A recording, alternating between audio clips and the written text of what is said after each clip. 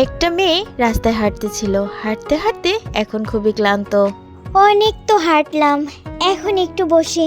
মেয়েটি রাস্তার পাশে একটি ল্যাম্পপোস্টের নিচে বসে আর একা একাই কথা বলতে থাকে। এখন কি করি? বাসা থেকে তো পালিয়ে আসলাম, যাবোটা কোথায় কিছুই তো বুঝতে পারছি না। রাত তো অনেক হয়ে গেছে, টাকা ফোন কিছুই তো নিয়ে আসতে পারলাম না। ধুর, মাথায় কিছুই কাজ করছে না। মেয়েটি আশেপাশে তাকিয়ে দেখে কেউ আছে কিনা, তাহলে একটু কারো কাছ থেকে হেল্প পাওয়া যেত কিনা। না, এখানে বসে থাকলে আর কাজ হবে না, একটু সামনের দিকে এগিয়ে দেখি কিছু পাওয়া যায় কিনা। মেয়েটি দাঁড়িয়ে আবারও হাঁটতে শুরু করে। কিছুক্ষণ হাঁটার পরে একটা লোক দেখতে পায়। লোকটা মাথা নিচু করে হাঁটতেছে। লোক বললে ভুল হবে, মনে তো হচ্ছে একটা ছেলে। দেখি তার কাছে কোনো হেল্প পাওয়া যায় কিনা। মনে মনে এই কথা বলেই মেয়েটা ছেলেটার কাছে যায় আর বলে, এক্সকিউজ মি ভাইয়া, আপনার সাথে একটু কথা বলতে পারি? ছেলেটা হাঁটা থামিয়ে দেয় আর পিছনে ফিরে তাকায়। ছেলেটা কিছুক্ষণ চুপ করে থেকে বলে, হ্যাঁ বলেন, কি বলতে চান? আসলে আমার একটা হেল্প লাগবে। ছেলেটা মেয়েটার দিকে একটু বুড়ো কুচকে তাকায় আর বলে, কি হেল্প? আসলে আপনাকে কি করে যে বলি, আজকে রাতটা থাকার জন্য আমার একটা জায়গা চাই। শুধু আজকে রাতটা থাকবো, কালকে সকালেই চলে যাব, প্রমিস। ছেলেটা মেয়েটার দিকে ভালো করে তাকায় আর মনে মনে বলে, মেয়েটাকে দেখে তো ভালো ফ্যামিলিরই মনে হচ্ছে, বাসা থেকে পালিয়ে এসেছে মনে হয়। এদিকে মেয়েটাও মনে মনে বলে, আল্লাহ, বলে তো ফেললাম, এই ছেলেটা ভালো না খারাপ কিভাবে বুঝবো? দেখে তো মনে হচ্ছে ভালো ফ্যামিলির ছেলে। আল্লাহ জানে, আল্লাহ তুমি আমাকে বাঁচিয়ে নিও, কোনো বিপদ না আসে। ছেলেটা দাঁড়িয়ে দাঁড়িয়ে কিছু একটা ভাবতে থাকে। কিছুক্ষণ পর বলে, আপনি বাসা থেকে পালিয়েছেন নাকি? মেয়েটা একটু ঘাবড়ে যায় আর চুপ করে দাঁড়িয়ে থাকে। আরে ভয় পাবেন না, না বলতে চাইলে থাক, আমি আপনাকে হেল্প করতে পারি, তবে আমার একটা শর্ত আছে।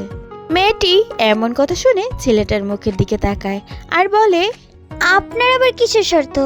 তেমন কিছু না, আমি আপনাকে হেল্প করব আর আপনি আমাকে হেল্প করবেন, জাস্ট এতটুকু। ছেলেটির কথা শুনে মেয়েটি ভাবতে শুরু করে আর মনে মনে বলে, এই বেটাকে আমি আবার কি হেল্প করব? আমার কাছে তো কিছুই নেই। ধুর, এত ভেবে কি হবে, জিজ্ঞাসা করে তো দেখতে পারি তার কি হেল্প দরকার আবার। আচ্ছা বলেন, আপনার কি হেল্প লাগবে? যদি আমি পারি অবশ্যই আপনাকে আমি হেল্প করব। আপনাকে বউয়ের অভিনয় করতে হবে আমার ফ্যামিলির সামনে, মাত্র 10 দিন। কি বলছেন এসব? আমি কেন আপনার বউয়ের অভিনয় করতে যাব? না না, এই কাজ আমি করতে পারবো না। ওকে, করতে হবে না, তাহলে আমিও আপনাকে হেল্প করতে পারবো না। তবে ভেবে দেখেন, এটা করলে আপনিও কিছুদিন থাকার জন্য জায়গা পাবেন আর আমারও উপকার হবে। ওকে, আপনি ভেবে দেখেন, আমি গেলাম। এই বলেই ছেলেটা আবারও হাঁটতে শুরু করে। মেয়েটা দাঁড়িয়ে দাঁড়িয়ে কিছু একটা ভাবছে। ভাবনা শেষ করেই মেয়েটা দেখে ছেলেটা চলে যাচ্ছে। সেটা দেখে মেয়েটা ছেলেটাকে ডাকতে শুরু করে আর পিছু পিছু যেতে থাকে। এই যে শুনুন না, এই যে মিস্টার, একটু দাঁড়ান, শুনছেন আমার কথা? মেয়েটা হাঁপাতে হাঁপাতে ছেলেটার সামনে এসে দাঁড়ায় আর বলে, এই যে মিস্টার, আপনাকে আমি কতগুলো ডাক দিলাম, আপনি দাঁড়াচ্ছেন না কেন? কেন দাঁড়াবো? আর আমাকে ডাকছিনি বা কেন? আপনি দাঁড়াবেন কারণ আমি রাজি, আপনার শর্তে আমি রাজি। তবে আমারও একটা শর্ত আছে। আপনার আবার কিসের শর্ত? আচ্ছা বলেন শুনি। সেম শর্ত, আপনাকেও আমার বর সেজে অভিনয় করতে হবে। এখন বলেন আপনি রাজি কিনা? ওকে, আমার কোনো প্রবলেম নাই, আপনার প্রবলেম না হলে। ওকে, তাহলে ডিল ফাইনাল। তাহলে আসুন আমার সাথে। এরপরে মেয়েটা ছেলেটার পিছু পিছু যেতে থাকে। তবে ছেলেটা মাঝপথে এসে থেমে যায় আর বলে, আপনার নামটা তো জানা হলো না, আপনার নাম কি? আপনি তো আমার নাম জিজ্ঞাসা করেননি, তাই তো বলা হয়নি। আমার নাম হচ্ছে ভি, আর আপনার নাম? আমার নাম জীবন জঙ্কুক। এখন আপনি আপনার ফ্যামিলি সম্পর্কে কিছু বলুন আর আমিও আমার ফ্যামিলি সম্পর্কে কিছু বলবো। ভি মনে মনে বলে, এই নামটা কোথাও শুনেছি, তবে কোথায় শুনেছি সেটাই তো মনে পড়ছে না। এরপরে দুজন হাঁটতে হাঁটতে নিজেদের সম্পর্কে বলতে থাকে। কথা বলতে বলতে বাসার সামনে চলে আসে জঙ্কুক। বাসার কলিং বেল বাজাতে শুরু করে। কিছুক্ষণ পর দরজা খুলে যায়। কি রে বাবা, এতক্ষণ কোথায় ছিলি? কল করেছি তাও তুলিসনি কেন বলতো? আমার টেনশন হয়, বুঝিস না তুই? তোমার জন্য বৌমা আনতে গেছিলাম মা। সারাদিন তো বৌমা বৌমা করে আমার মাথা নষ্ট করে ফেলো, এই জন্যই তোমার জন্য বৌমা নিয়ে আসলাম। তুই আর সময় পেলি না? এই রাত দুপুরে ঠাট্টা করছিস আমার সাথে? যে ছেলেকে বিয়ের কথা বললেই রেগে যায়, সেই ছেলে কিনা এই রাত দুপুরে বউ নিয়ে আসছে, সেটাও আবার আমাকে বিশ্বাস করতে হবে? মা, তুমি আমার কথা বিশ্বাস করছো না? তাহলে দেখো। এই বলেই জঙ্কুক সামনে থেকে সরে যায়। এতক্ষণ মেয়ে জঙ্কুকের পিছনে দাঁড়িয়েছিল। জিন বেগম ভিকে দেখে অবাক হয়ে তাকিয়ে থাকে। এটা কে জঙ্কুক? তুই কাকে নিয়ে এসেছিস? কে আবার? এটা তোমার ছেলের বউ। কেন, তুমি খুশি হওনি? জিনু, তুমি এখনো দরজার কাছে দাঁড়িয়ে কি করছো?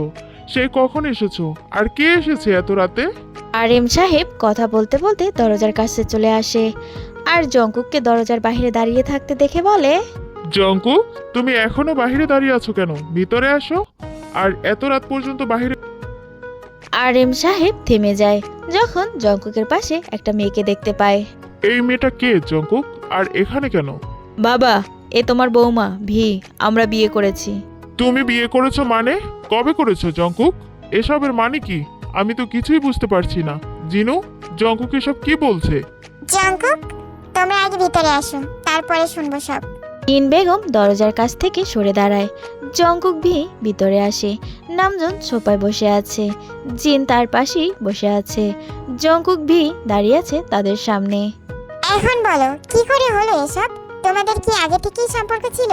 যদি তোমাদের আগে থেকেই সম্পর্ক ছিল তাহলে বলো নাই কেন আমাদের জঙ্কুক? মা, আসলে ওনার কোনো দোষ নেই। আমার বাবা আমাদের সম্পর্কের কথা জেনে গিয়েছিল। এরপর ওনার সাথে আমার 6 মাস কোনো যোগাযোগ ছিল না, তাই আপনাদের জানাতে পারিনি। আজ আমি বাসা থেকে পালিয়ে এসেছি। এরপরে আমরা বিয়ে করে ফেলি। মা, বাবা, আমাদের ভুল হয়ে গেছে। আপনারা আমাদেরকে মাফ করে দেন। আমরা ভুল করেছি। আপনাদের না জানিয়ে বিয়ে করাটা ঠিক হয়নি। তোমরা বিয়ে করেছো মানে? এই মেয়ে কি বলতেছে জঙ্কুক? হ্যাঁ বাবা, ও যেটা বলছে সত্যি বলছে। আমরা বিয়ে করেছি। বিয়ে যখন করেই ফেলেছো, আমাদের তো আর কিছু করার নেই। তোমরা ভালো থাকলেই আমরা ভালো থাকবো। তবে জঙ্কুক, তোমার যে কাউকে পছন্দ ছিল সেটা আগে আমাদের বলতেই পারতে, তাহলে তো আর তোমার জন্য মেয়ে দেখতাম না। তুমি এসব কি বলছো জিনু? আমি জঙ্কুকের জন্য মেয়ে দেখেছি, তাদের আমি কথাও দিয়ে দিয়েছি, বিয়ের দিন তারিখও সব ঠিক হয়ে আছে। তারপরেও তোমরা এসব কি করে বলছো? আমি এই বিয়ে মানি না। তুমি মানো আর নাই মানো বাবা, আমি বিয়ে করে ফেলেছি।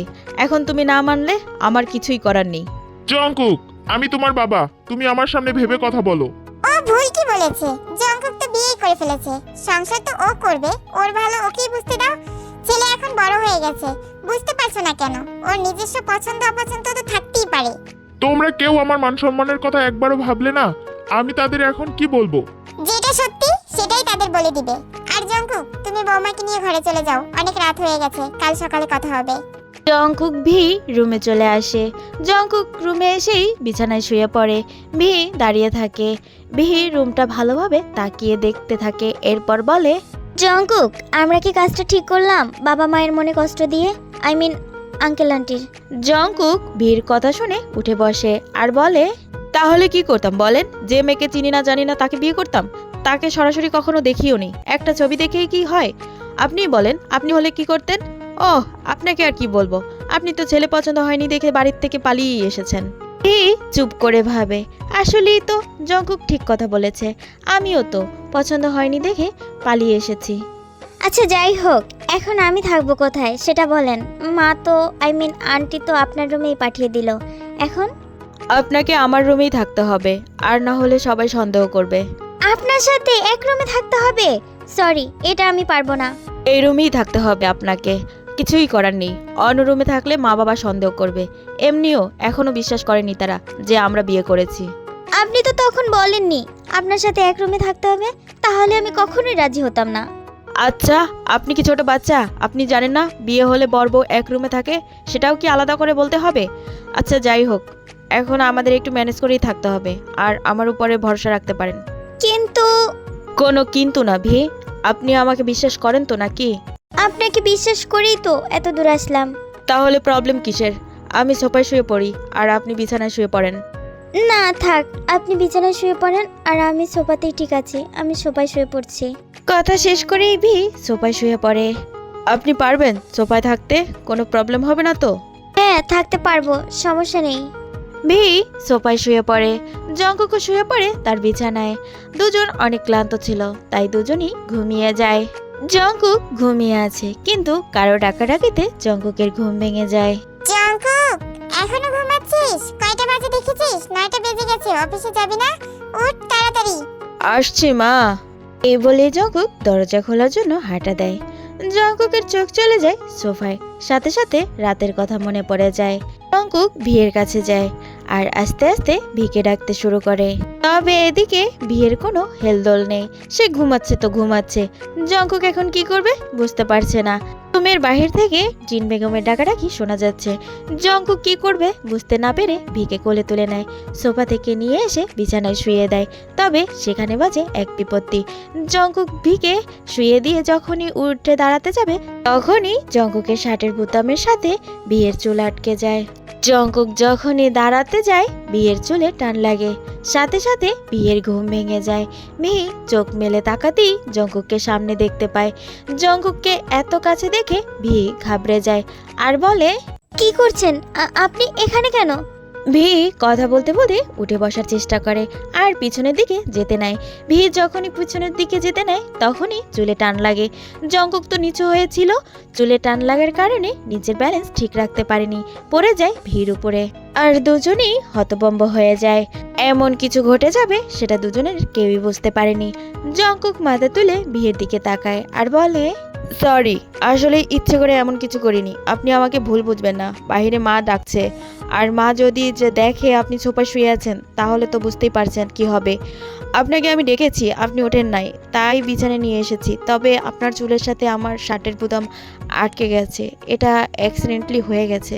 জঙ্কুক কথা শেষ করেই ওঠার চেষ্টা করে, তবে উঠতে পারে না।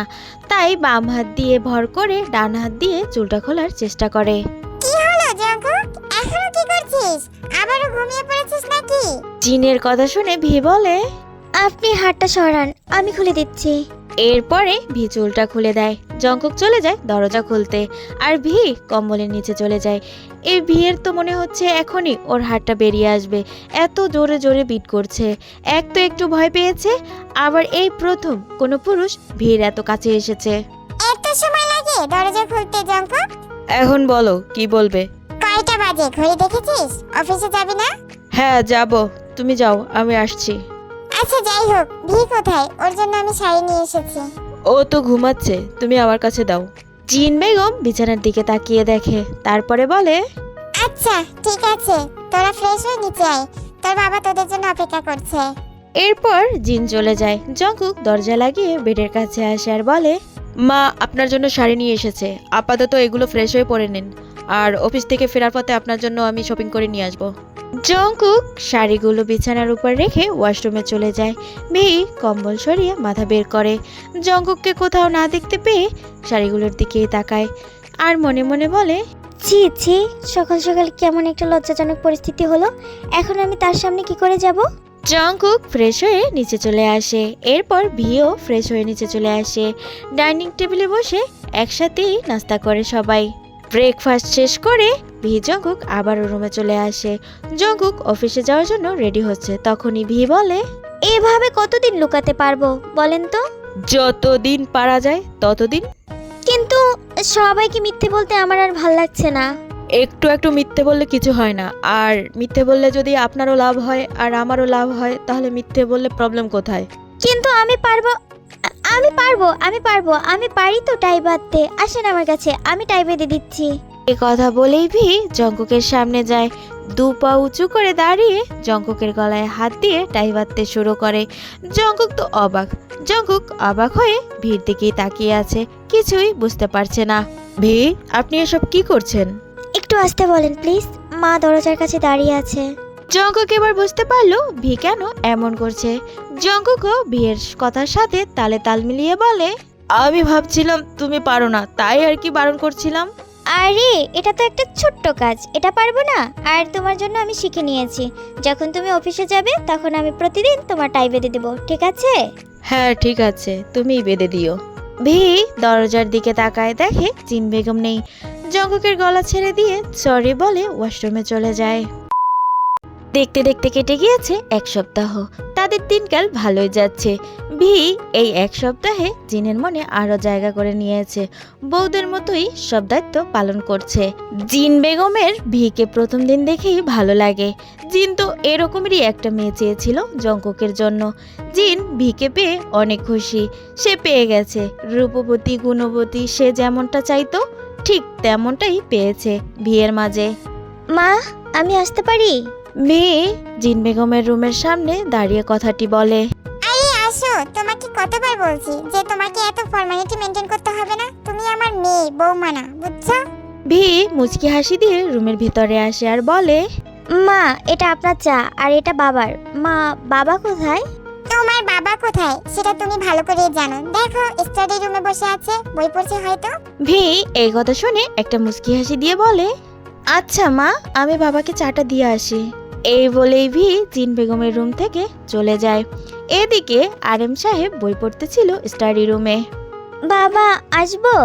আরএম সাহেব বই থেকে মুখ তুলে দরজার দিকে তাকায় আর বলে, হ্যাঁ আসো। বাবা, আপনার চা। হ্যাঁ দাও, আমি বলতে চেয়েছিলাম এক্ষুনি চায়ের কথা, তার আগেই তুমি নিয়ে আসলে। আচ্ছা, জঙ্কুক উঠেছে ঘুম থেকে? না বাবা, সে এখনো ঘুমাচ্ছে। বাবা, কোনো দরকার থাকলে বলেন, আমি তুলে দিচ্ছি। না থাক, তুলতে হবে না, এখন তো 7টা বাজে, আর 8টা বাজে তো ডাইনিং টেবিলে দেখাই হবে, তখন বলবো। আচ্ছা বাবা, তাহলে আমি আসি। বলে ভি ওখান থেকে চলে যায়। আসলে আরএমও ভিকে মেনে নিয়েছে। এত লক্ষ্মী একটা মেয়ে না মেনে কি থাকা যায়, সবার খেয়াল রাখে। ভি আবারও কিচেনে চলে আসে, এক কাপ কফি বানিয়ে রুমে চলে আসে। কফিটা টি টেবিলের উপর রেখে ভি জঙ্কুককে ডাকতে শুরু করে। জঙ্কুক, আপনি এখনো ঘুমাচ্ছেন? এখন উঠুন, আপনার কফি ঠান্ডা হয়ে যাচ্ছে তো। জঙ্কুকের ঘুম ভাঙে, তবে ভালোভাবে ভাঙেনি। উঠে বসে বলে, কই দিন কফিটা। এই যে মিস্টার জিয়ন জঙ্কুক, আগে ফ্রেশ হয়ে আসেন, তারপরে কফি খাবেন, ওকে? আপনিই তো বললেন কফি নাকি ঠান্ডা হয়ে যাচ্ছে, তো ফ্রেশ হতে গেলে তো আরও ঠান্ডা হয়ে যাবে। আই মিন হট কফির জায়গায় কোল্ড কফি খেতে হবে। ধুর, আপনি উঠেন তো, ফ্রেশ হতে যান। ওটা তো আমি কথার কথা বলেছি। বিয়ের কথা শুনে জঙ্কুক একটা মুচকি হাসি দেয়। তখন বিছানা ছেড়ে উঠে ওয়াশরুমে চলে যায়।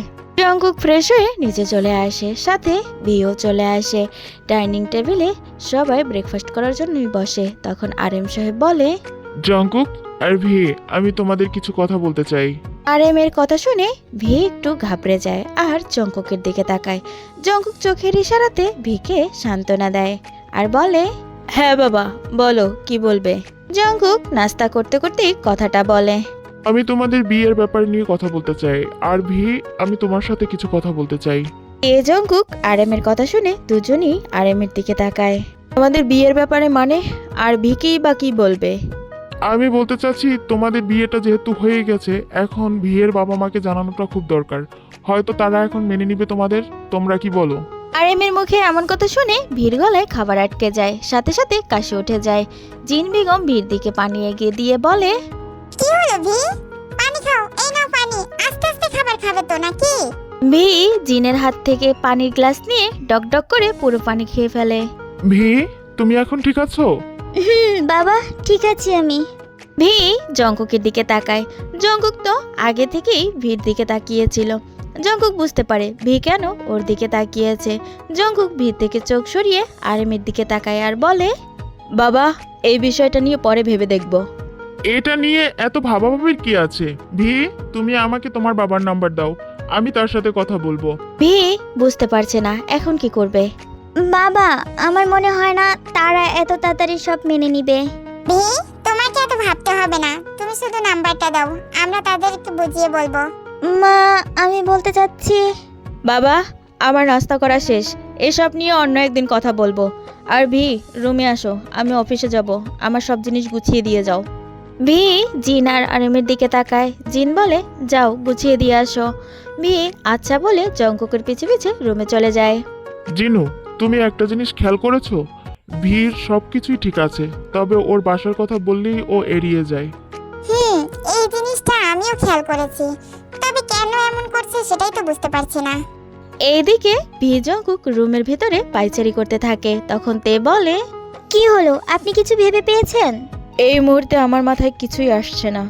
আমি কিছু জানি না। আপনি বলছেন আপনার বাসায় 10 দিন থাকতে হবে, 1 সপ্তাহ হয়ে গেছে, আর মাত্র 3 দিন পরে আমার বাসায় যাবার কথা আপনার। কিন্তু আপনার বাবা মা বারবার আমার পরিবারের সাথে কথা বলতে চাচ্ছে। এখন আমার পরিবার যদি এখানে আসে, তাহলে ব্যাপারটা কোন দিকে যাবে বুঝতে পারছেন? বুঝতে পারছি, তবে এখন আমি কি করব সেটা বলেন। আর আমি বুঝতে পারিনি এত তাড়াতাড়ি আমার বাবা মা সব কিছু মেনে নিবে।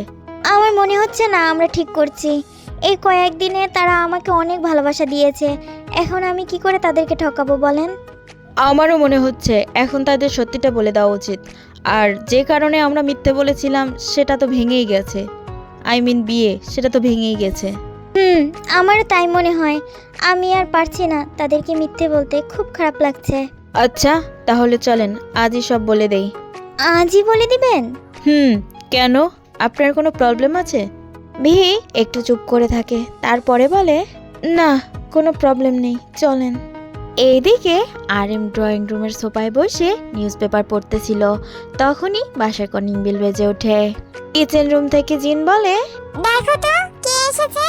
আরএম সাহেব ঘড়ির দিকে তাকিয়ে বলে, 9:30 বাজে, এত সকালে আবার কে আসলো?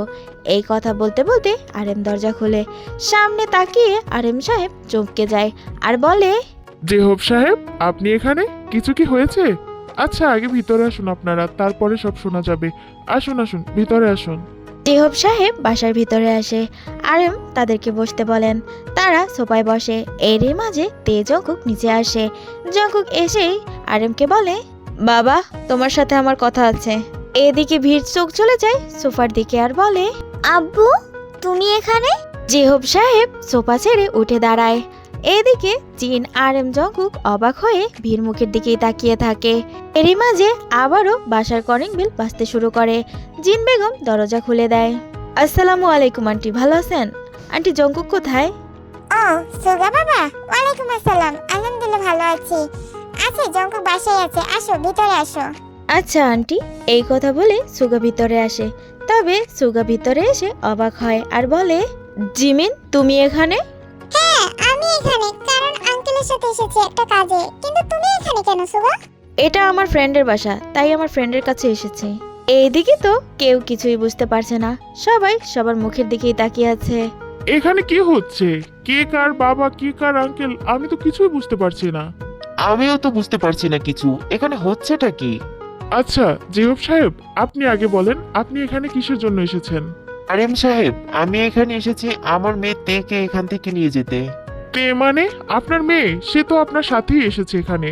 ও কেন আমার মেয়ে হতে যাবে? ও তো আমার মেয়ের বান্ধবী জিমিন। আমার মেয়ে তো আপনার ওই পাশে দাঁড়িয়ে আছে। আরএম সাহেব খুব অবাক হয় জেহব সাহেবের কথা শুনে আর বলে, এই ভি আপনার মেয়ে? কি বলছেন আরএম সাহেব? ওর নাম ভি হতে যাবে কেন? ও তো আমার মেয়ে কিম তায়ং। এই কথা শুনে জিন আরএম জঙ্কুক তিনজনেই খুব অবাক হয় আর জেহব সাহেবের মুখের দিকে তাকিয়ে থাকে। কিন্তু জেহব সাহেব, আমাকে তো ছবি দেওয়া হয়েছিল এই মেয়ের, তাহলে ভি আপনার মেয়ে হয় কি করে? ভি, সত্যিই কি উনি তোমার বাবা? জি বাবা, উনি আমার আব্বু। কিন্তু আরএম সাহেব, এই ছেলে বললো কেন এটা ওর বন্ধুর বাসা? ও কি আপনার ছেলে না? ও কেন আমার ছেলে হতে যাবে? ও তো সুগা, আমার ছেলের বন্ধু। আমার ছেলে তো এই জিওন জঙ্কুক ওরফে জিওন জেকে। আমাকে তো এই ছেলের ছবি দেওয়া হয়েছিল।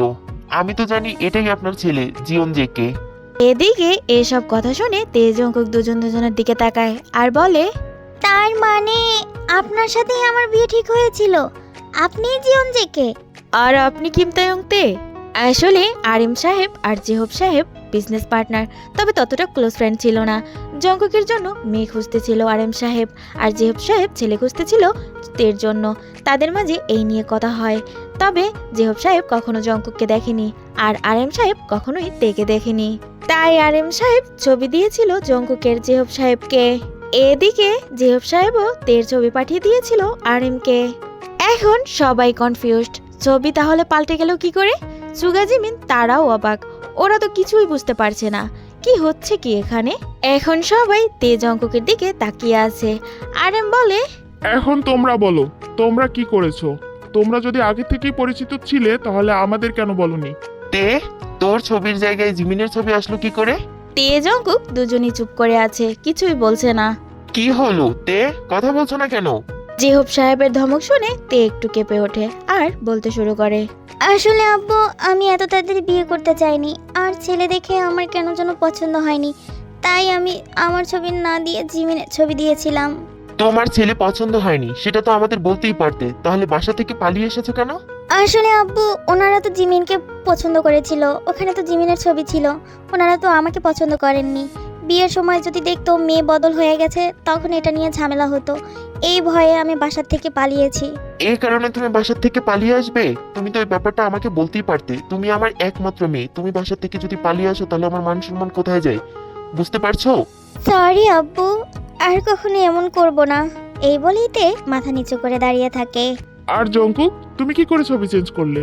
আমি তো নিজেই ছবি নিয়ে গেছিলাম তোমার, আর তোমাকে তো জানানোই হয়নি যে তোমার ছবি নিয়েছি। তাহলে বাবা, আমি অফিসে একটা খাম দেখতে পাই, ভেবেছিলাম তুমি হয়তো ভুলে রেখে গেছো। আমি ভাবলাম কাজের জিনিস হতে পারে, তাই চেক করতে গিয়ে দেখি ওটা আমার ছবি ছিল।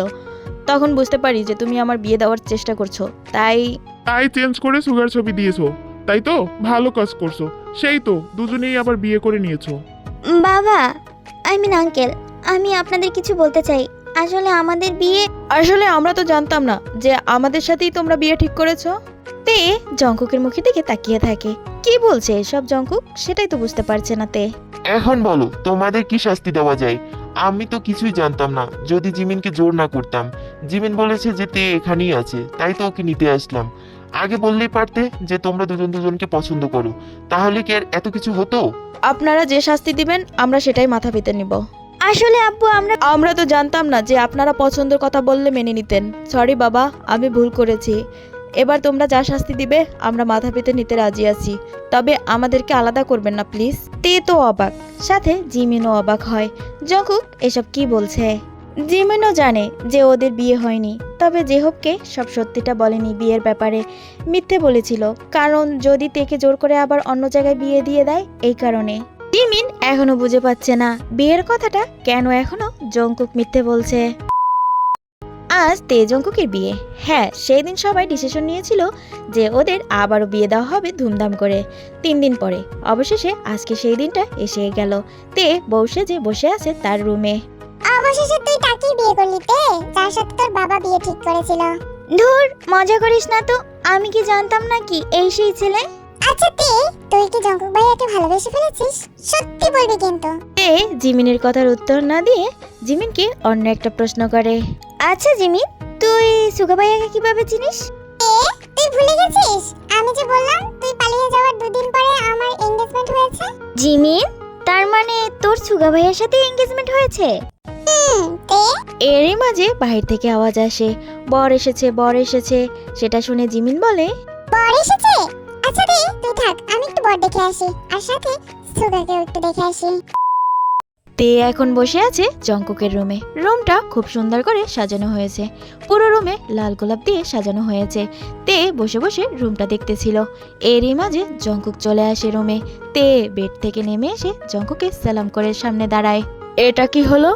মা বলে দিয়েছে বাসর রাতে নাকি বরকে সালাম করতে হয়। তো এখন সাজানো বউ থেকে রিয়াল বউ হয়ে গেলেন, তাই না মিসেস জিয়ন? তে লজ্জা পেয়ে যায় আর বলে, তো আপনাকে কে বলেছিল রিয়াল বউ বানাতে? তাহলে কি সারা জীবন আমার সাজানো বউ হয়ে থাকতে চেয়েছিলেন বুঝি? আচ্ছা যাই হোক, অনেক রাত হয়ে গেছে, আপনি ঘুমিয়ে পড়ুন। তে অবাক হয়, জঙ্কুকের দিকে তাকিয়ে থাকে আর মনে মনে বলে, আজ আমাদের বাসর রাত, আর এই বেটা বলে কিনা আমি ঘুমিয়ে পড়বো? মানে কি? কি হলো, দাঁড়িয়ে আছেন কেন? যান, ফ্রেশ হয়ে আসেন, ঘুমাতে হবে তো। এই বেটা, আজ না আমাদের বাসর রাত, আমি ঘুমিয়ে পড়বো মানে? জঙ্কুক তের কোমর ধরে এক টানে নিজের কাছে নিয়ে আসে। তে চমকে যায় আর জঙ্কুকের মুখের দিকে তাকিয়ে থাকে। তখন জঙ্কুক তের কানের কাছে ফিসফিসিয়ে বলে, তার মানে তুমি চাচ্ছ আমি বাসর করি? আমি তো এতক্ষণ এই কথাটারই অপেক্ষায় ছিলাম। তে লজ্জা পেয়ে যায় জঙ্কুকের মুখে এমন কথা শুনে, মাথা নিচু করে ফেলে আর মিনমিন গলায় বলে, কি কি করছেন কি? দুষ্ট লোক একটা, ছাড়েন আমাকে। এখন তো ছাড়া যাবে না, আমি তো অনুমতি পেয়ে গেছি। আজ বাসর করা না পর্যন্ত আর ছাড়াছাড়ি হবে না। ইস, একটু আগেই তো বললেন ঘুমাতে যেতে, এখন আবার কিসের বাসর? সেটা বলেছি তোমার মুখ থেকে এই কথাটা শোনার জন্য। তুমি এখন অনুমতি দিয়ে দিয়েছো, আর আটকায় কে আমাকে বলো? আচ্ছা, একটা কথা বলি, আপনি কি আমাকে ভালোবাসেন? খুব ভালোবাসি তোমায়, এই কয়দিনে খুব ভালোবেসে ফেলেছি তোমাকে তে। আমিও আপনাকে ভালোবেসে ফেলেছি। I love you Jungkook. কথাটাতে শেষ করতে না করতেই জঙ্কুক থেকে কিস করতে শুরু করে। তেও কিস ব্যাক করে। জঙ্কুক থেকে কিস করতে করতে বিছানার কাছে নিয়ে আসে, তবে দুজনের কারো অন্যদিকে কোনো খেয়ালই নেই। তের খাটের সাথে পা বেঁধে বিছানায় পড়ে যায়। জঙ্কুক তের উপরই পড়ে যায়। দুজনেই কিস ব্রেক করে আর হেসে দেয়। প্রথম দিনের কথা মনে আছে তে? মনে আছে জঙ্কুক। সেদিন অ্যাক্সিডেন্টলি হয়েছিল, তবে আজ ইচ্ছাকৃত। সেদিন ছেড়ে দিয়েছিলাম, তবে আজ আর ছাড়বো না তে। এই বলে জঙ্কুক তেকে আবারও কিস করতে শুরু করে। 10 মিনিট কিস করার পরে জঙ্কুক তের গলায় মুখ ডুবিয়ে দেয়। তে, তোমার শাড়িটা আমাকে খুব বিরক্ত করছে, এটা খুলে ফেলো। জঙ্কুক এক টানে শাড়ির আঁচল খুলে ফেলে। জঙ্কুক তের পেটের উপরে ছোট ছোট কিস দিতে থাকে, বাইট করতে থাকে, সাক করতে থাকে, লিক করতে থাকে। তে উত্তেজনায় বিছানার চাদর খামচে ধরে। জঙ্কুক তের ব্লাউজ খুলে ফেলে। তে লজ্জায় চোখ বন্ধ করে ফেলে। এ, তোমার এ দুটো খুব সুন্দর, অনেক soft। জঙ্কুক থেকে কিছুক্ষণ আদর করার পরে জঙ্কুকের লিটল কুকি এর মিঠা পানিতে প্রবেশ করায়। জঙ্কুক আস্তে, জঙ্কুক আস্তে, ব্যথা পাচ্ছি তো। 3 ঘন্টা পর জঙ্কুকের বুকের উপরে তে শুয়ে আছে। আচ্ছা জঙ্কুক, আমার সাথে যদি তোমার বিয়ে ঠিক না হতো তাহলে কি করতে? তোমাকে আমি যেতে দিতাম না। আমি তোমাকে বিয়ে করার সিদ্ধান্ত নিয়েছিলাম, তার আগেই তো সব জানতে পারলাম। সত্যি তুমি আমাকে যেতে দিতে না? না, দিতাম না, কখনোই দিতাম না। আমি তোমাকে ভালোবাসি তে। আচ্ছা, তুমি যে বাসা থেকে পালিয়ে এসেছো, যদি তোমার কিছু হয়ে যেত আর আমার সাথে যদি দেখা না হতো তাহলে কি হতো বুঝতে পারছো? সেটাই ভাবছি। আসলে বাবা মা যেটা করে আমাদের ভালোর জন্যই করে, হয়তো আমরা সেটা বুঝতে পারি না। তে, তুমি ঠিক বলেছো। এখন ঘুমিয়ে পড়ো, অনেক রাত হয়েছে।